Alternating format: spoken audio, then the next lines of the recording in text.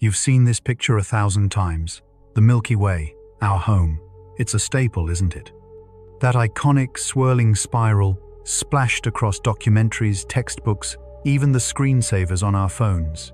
We look at it and we hear the numbers. 100,000 light-years across.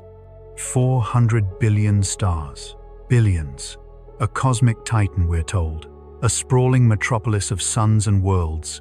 It's immense, it's magnificent, and we're taught to feel a sense of pride. A sense of awe-inspiring scale. This is our giant, magnificent galaxy. It feels like an anchor, a colossal, luminous home base in the terrifying, inky blackness. But here's the quiet truth. The difficult revelation. That entire narrative, it's a beautiful lie.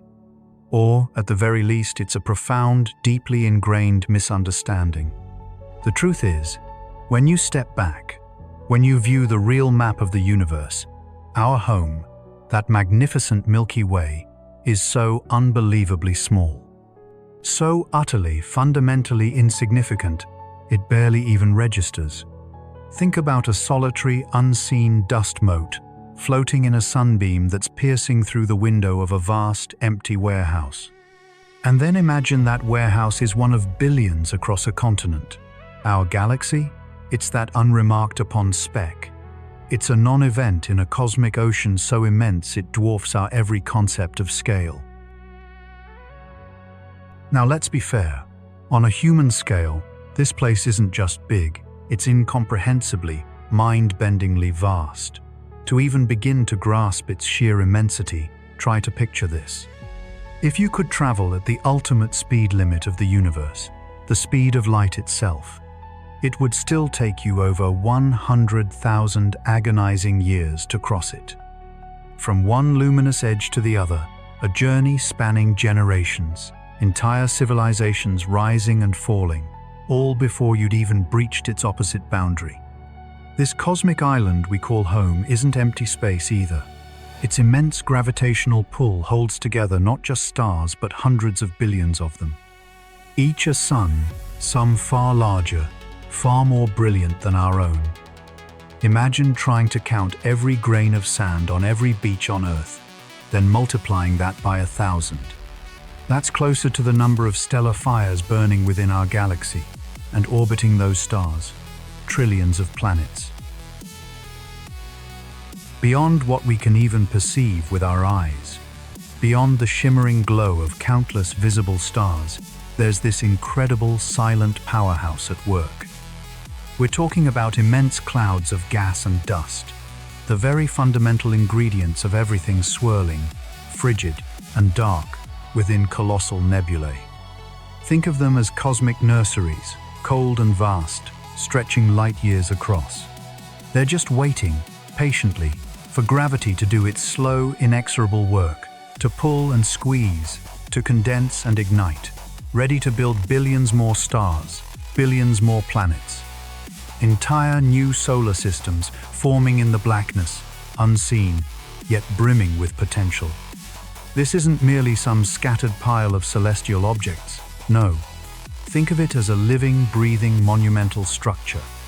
It has a pulse, a rhythm of creation and destruction. Stars are born, they shine with furious brilliance, and then they die, scattering their enriched matter back into these cosmic reservoirs, ready for the next cycle. It's an empire of matter and energy, truly staggering in its scale and complexity, constantly rebuilding itself. And get this. For almost all of human history, for every single one of our ancestors, from the first proto-humans gazing up at the campfire, to ancient philosophers charting the constellations, to every prophet who ever spoke of the heavens, this times was times it. This glowing band across the night sky, our Milky Way, that was the entire universe.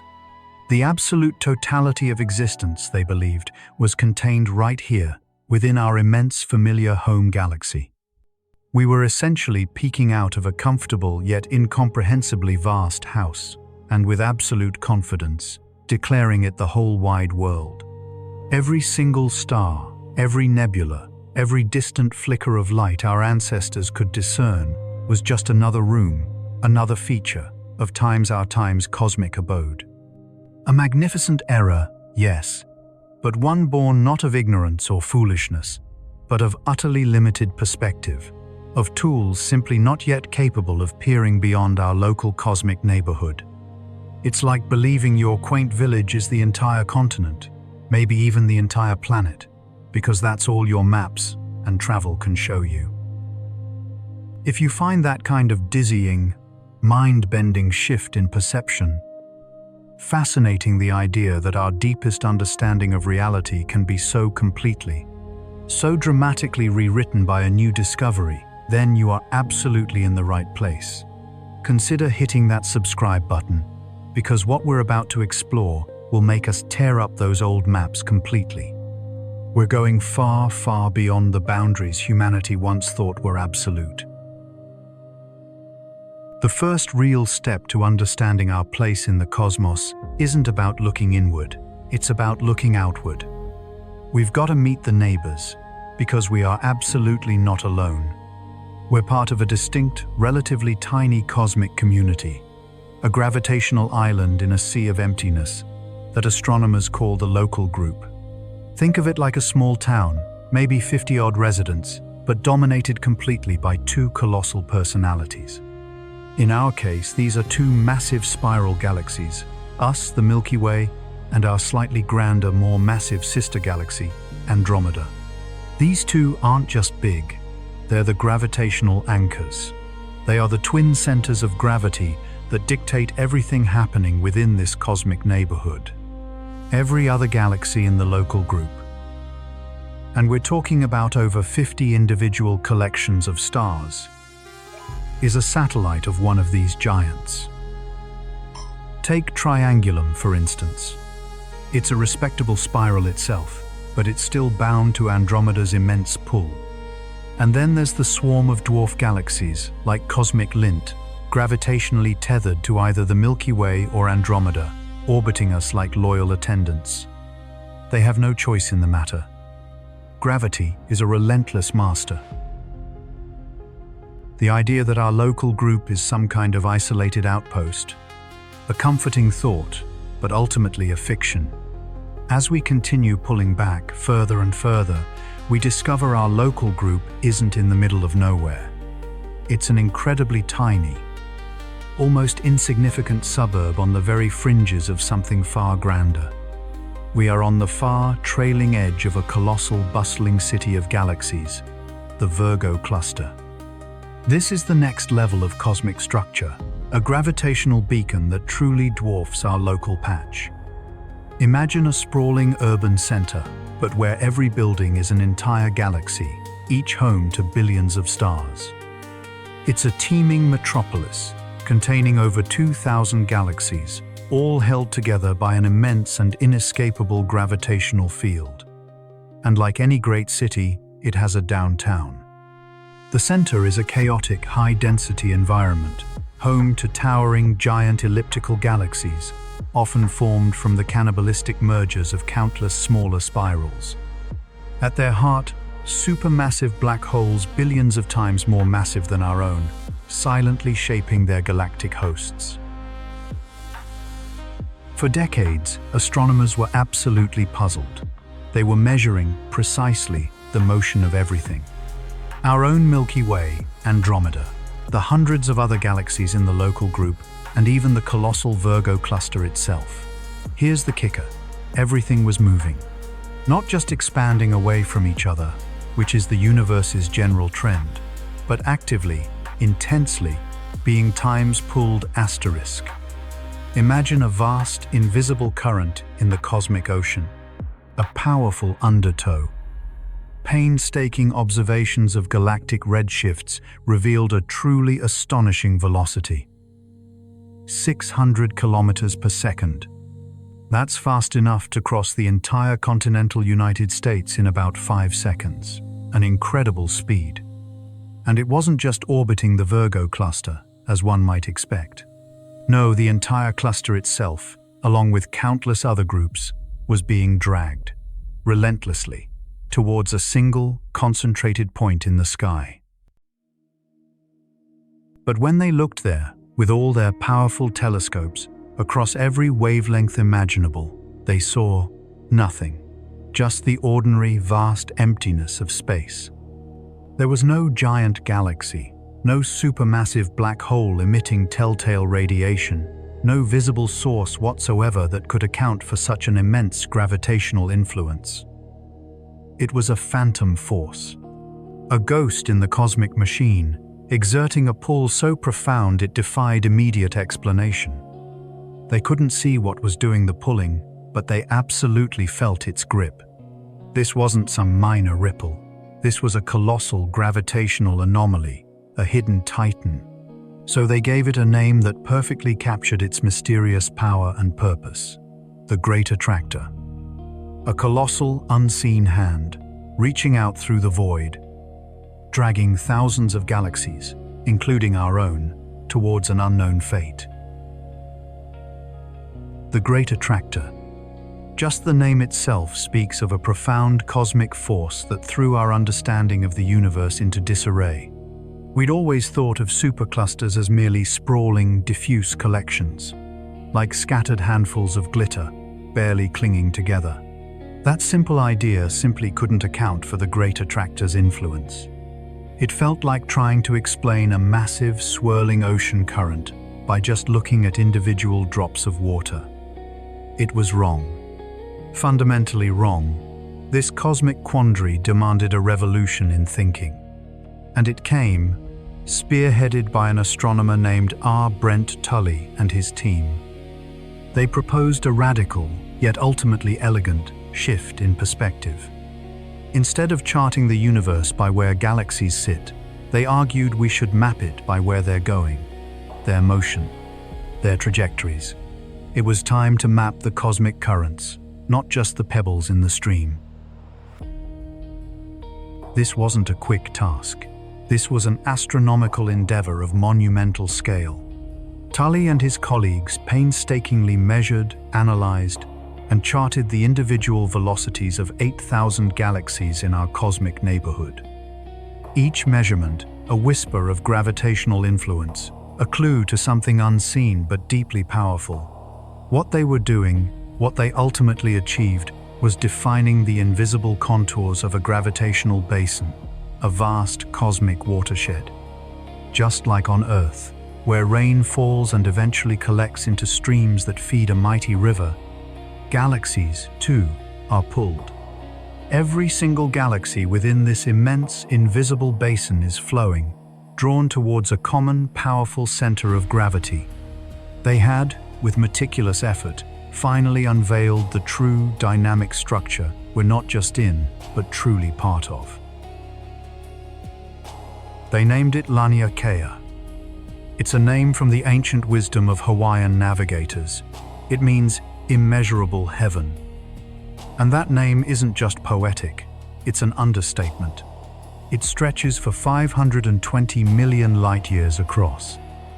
Traveling at the absolute speed limit of the universe, light itself, it would take 500 million years just to cross this structure. Within that unimaginable expanse, Lania Kea holds the sheer staggering mass of 100 quadrillion suns. That's a 1 followed by 17 zeros. An ocean of energy, a gravitational well almost beyond comprehension. And all of that mass, all that power, is spread across an astonishing 100,000 galaxies. Not just stars, but entire galaxies. Each one a glittering metropolis of billions of stars, gas and dust. 100,000 cosmic cities, all bound together in this titanic structure. And where are we in this cosmic ocean? Our entire local group, our Milky Way, our neighboring Andromeda, all the smaller dwarf galaxies clustered around us. This whole cosmic neighborhood we call home, it's a barely noticeable speck. We're clinging to its outermost edge, like a tiny dust mote on the rim of a colossal spinning wheel. For a long time, we thought the Virgo cluster was our big city, our central hub. But it turns out, Virgo is just one neighborhood, a bustling district within this sprawling galactic metropolis. and the force that orchestrates all this movement. The Great Attractor. It's not a single object we can point to. It's simply the gravitational heart of this entire supercluster. Think of it as a massive, invisible well in the fabric of space-time.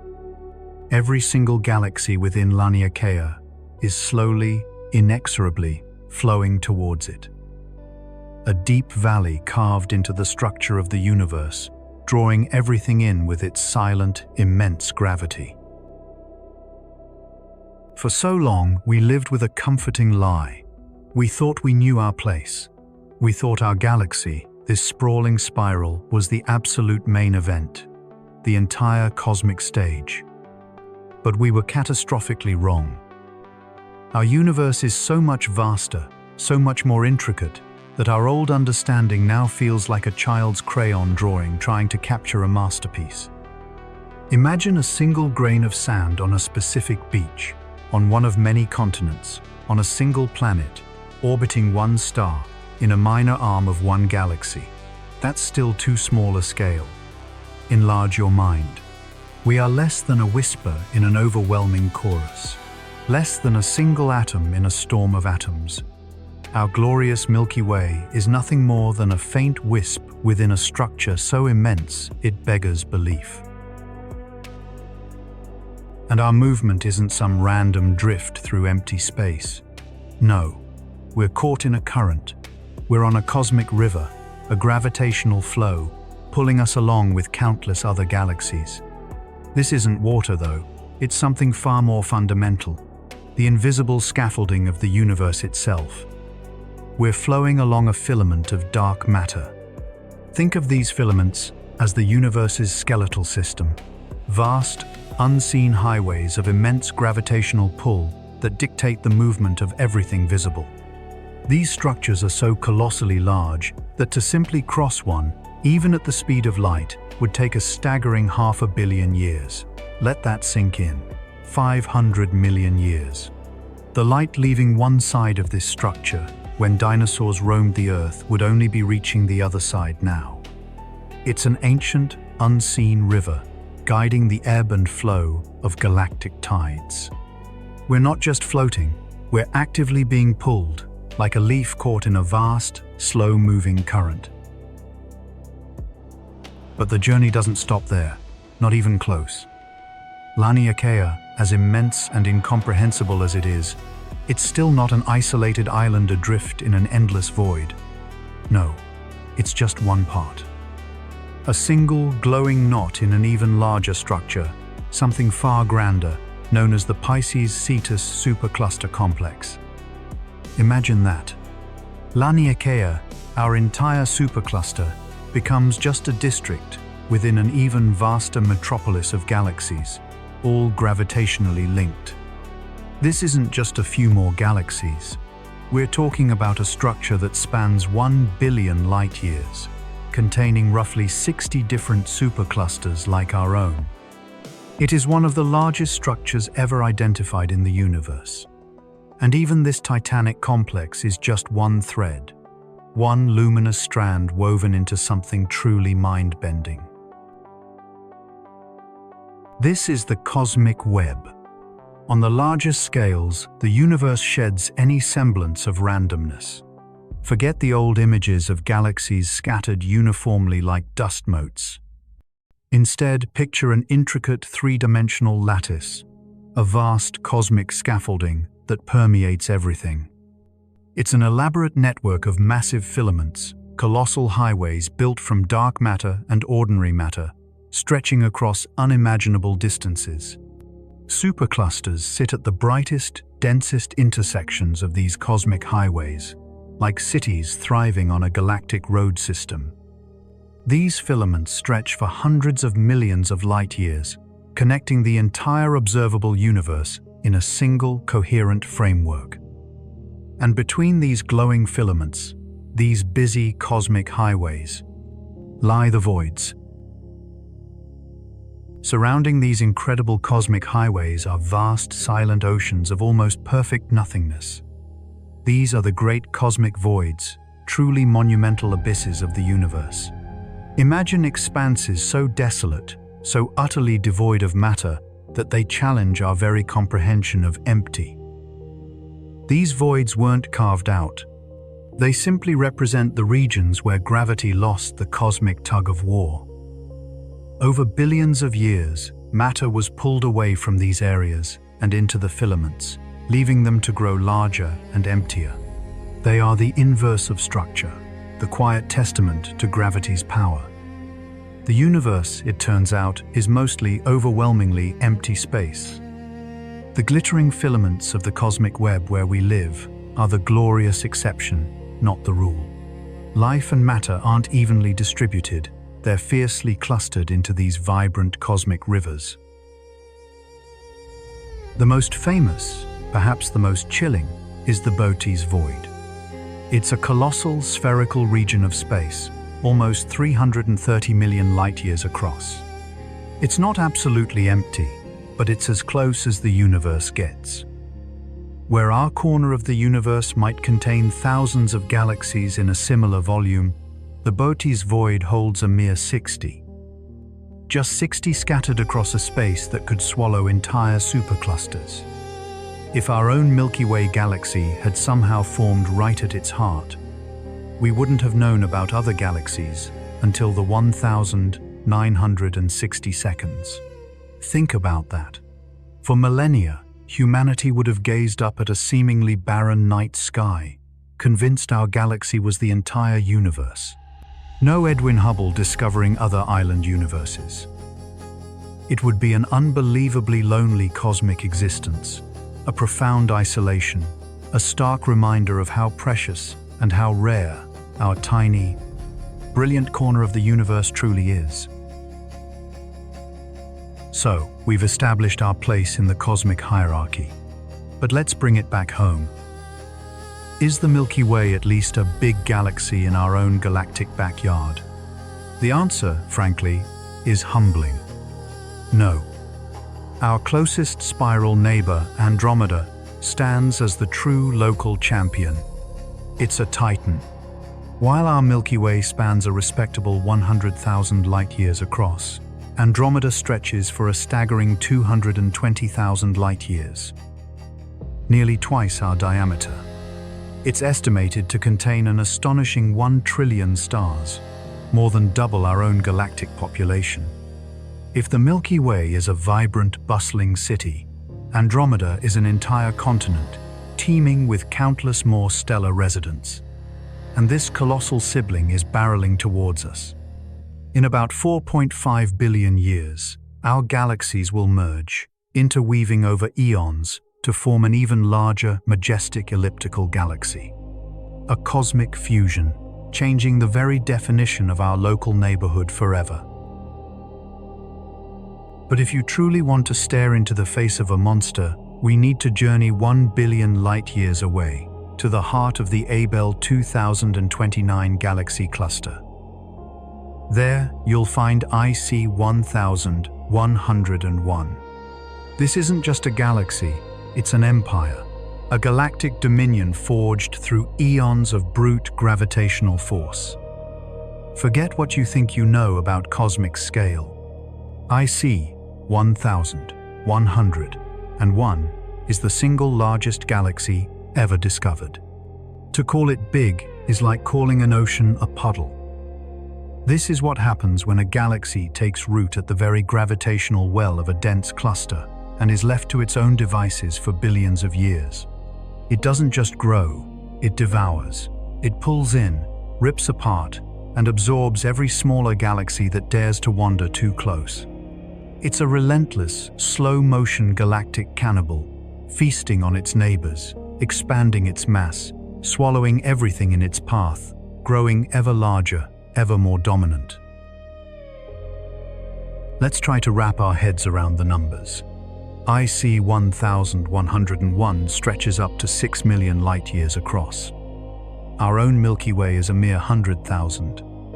You could fit 60 Milky Ways end to end within it. Now think about the space between us and Andromeda, a gulf of almost 2.5 million light-years. IC 1101 could fit our galaxy, Andromeda, and all the empty space between them inside itself, twice over, with room to spare. And the stars?